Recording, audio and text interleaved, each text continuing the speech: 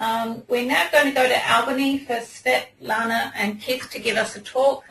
Hopefully we won't drop out. If we do, we apologise. So, Svet, you're good to go.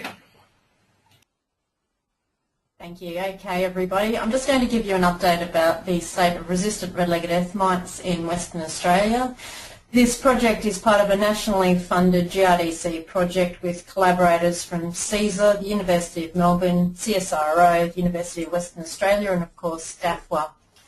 To date, Western Australia is still the only state which has red-legged earthmites that are resistant to insecticides.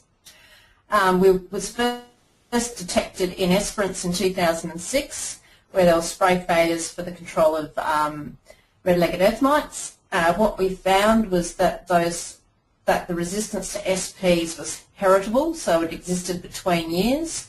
And now we have 44 properties with red-legged earthmites which are resistant, and we expect that that resistance will persist between years. What all of these properties have in common is that they have all applied synthetic pyrethroids once or twice a year, sometimes more. There's been very little rotation between chemicals. However, the majority of the time, 95% of the time, sprays that were applied, SP sprays that were applied, were not applied for the control of red-legged earthmites, rather they were applied for the control of other pests. Now you can actually see the spread of resistance exists from Esperance all the way through to South Stirlings and up north to Badgingarra, Dandaragan area.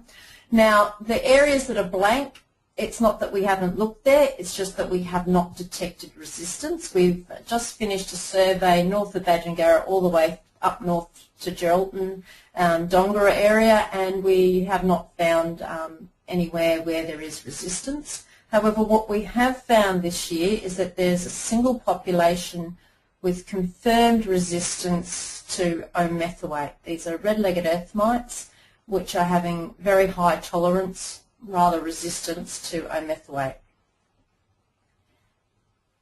The resistance to the omethylate, when you actually look at it, its high rates will actually kill the mites. But the interesting thing about this property, that where the omethylate resistance was detected, is that it does not have a recent history of omethylate usage. Rather, dimethylate has been used yearly for the last 5 years, and 10 years prior to that, omethylate was used extensively.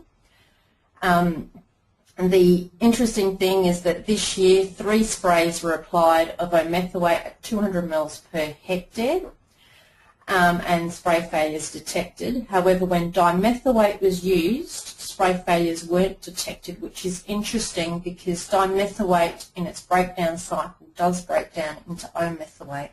Now, if you look at the graph on the right-hand side, if you compare the Capel population to the South Perth population, you can see that at 0.00029 gram AI per litre, we've got 94% mortality in the South Perth population, whereas at the Capel population, you're only getting about 2% mortality.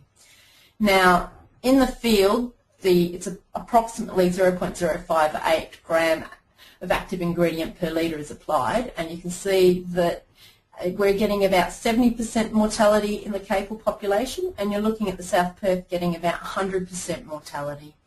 Now, eventually the Capel population did die when 0.435 gram AI per litre was applied, and so we did get 100% death, mortality.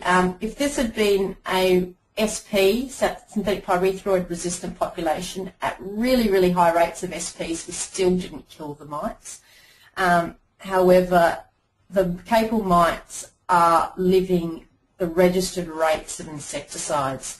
So they're very tolerant, very resistant. However, we don't know whether that resistance is heritable, so we'll be testing that again this year.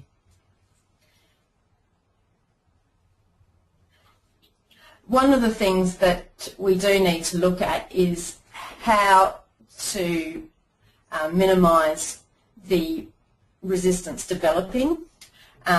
At this stage, the capel population is only resistant to imethoate. When other chemical groups in the organophosphate group were tested, we did have 100% mortality, so chlorpyrifos still worked, dimethoate still worked. However, we will be extending the testing, and we do need to look at avoiding the development of resistance, and the only way to do this is to minimise the number of sprays we've got. In broadacre cropping, it's still really the SP and OP groups that are used predominantly.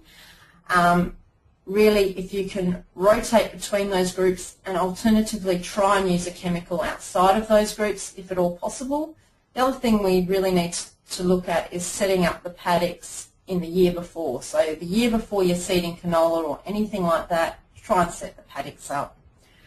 For 2015, we will again be running testing.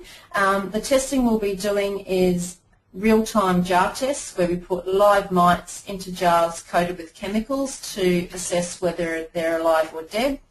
But we'll also be doing a PCR technique. The PCR technique is being developed by the University of Melbourne and CSIRO.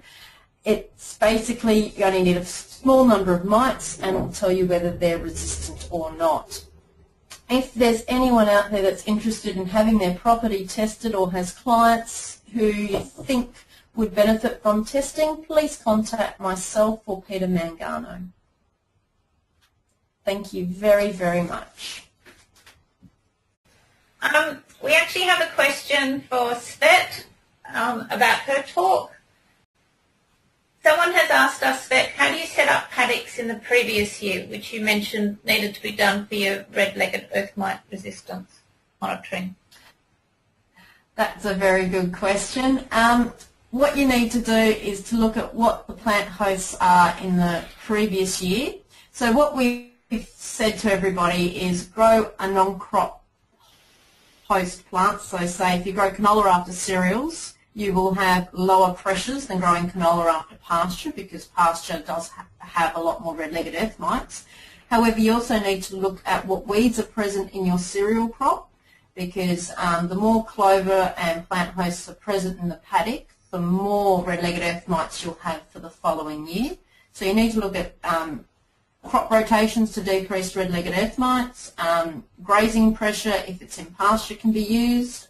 This is especially useful if you do have SP-resistant red-legged earthmites, and if you do have imethoate-resistant red-legged earthmites, it does limit your options for a time-right spray or a spray in spring to decrease red-legged earthmites.